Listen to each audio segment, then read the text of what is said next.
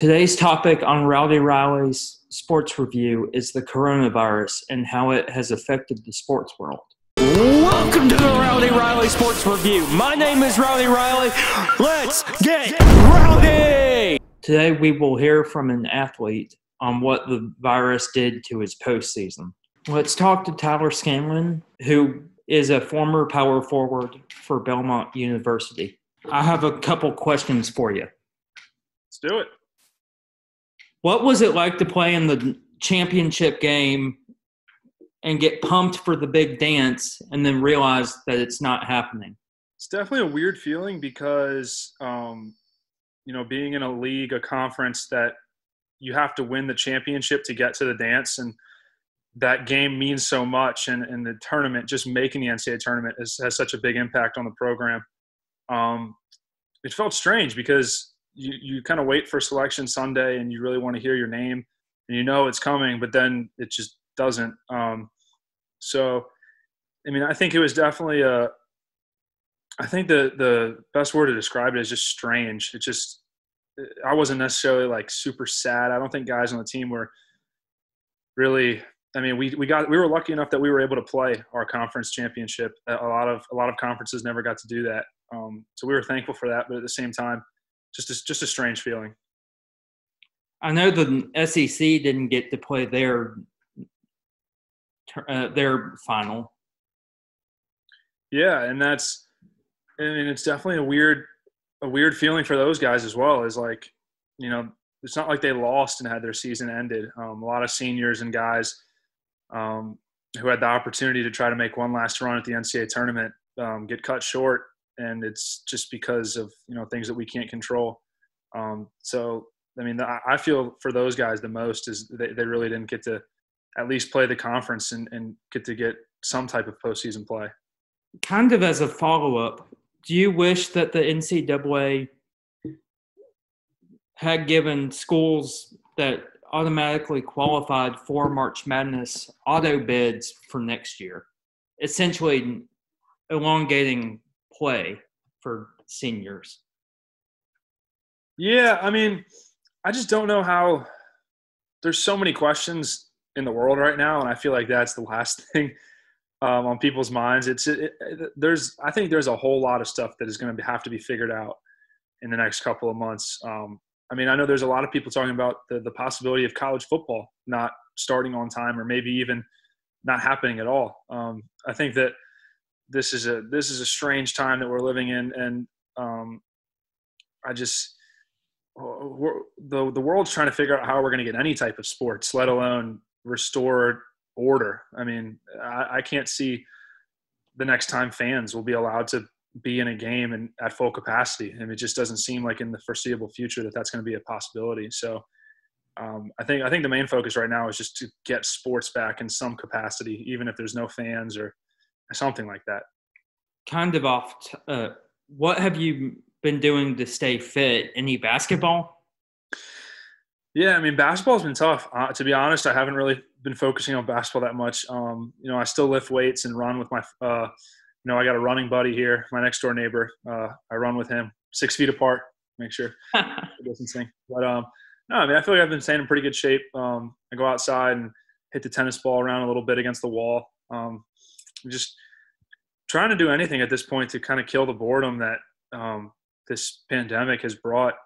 It's really important that everybody stays home and, to get into that point in isolation where you're just looking for anything to kind of get out and get moving. Yes. This ties in with a point I'm going to be bringing up later, but I'm going to ask you this. What do you think was going through a fellow Bruins mind when he found out that his season was going on hiatus? I'm speaking of Dylan Windler. Oh, so how do you think he would feel about, the NBA season getting postponed? Yes. Yeah, I think they were kind of the first ones to do it. The NBA took a big leap by doing that, and I think they got a lot of criticism for it at first. But it appears that they made the right decision. pushing back the season as every other sport did, because I don't think anybody at that time really understood the severity of what was happening. And I think it was the right call. I think a guy like Dylan is probably thankful that it got pushed back and that there weren't a lot more infections. And because you can only imagine if they had played another week, how many more guys would have gotten infected and passed that on. So I think that the NBA postponing their season when they did actually probably ended up saving a lot of people. Dude, that's actually all the questions I have. Perfect. Thanks so much, dude. Yeah, thanks. Before I cover what the professional leagues have done in response to COVID-19, I would like to mention that the NCAA had previously not granted spring athletes an extension in regards to their collegiate careers. The NCAA has since repealed granting spring athletes an extension and is giving them back their seasons.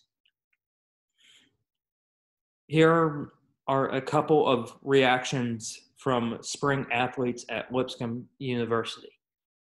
To close out, I'd like to tell you what professional leagues have done in response to COVID-19, like the NBA, the NHL, the NFL, MLS, as well as the Olympic Committee. The NBA has been on hiatus since March 11th of 2020 until possibly April 18th of 2020. As of this recording, the NHL has its season on pause indefinitely. The NFL's annual draft is still scheduled to happen in Vegas. However, there will be no fans in attendance. Major League Soccer's season has been on hold from March 19th of 2020 until May 10th, 2020, which is the projected date that the season will hopefully start back.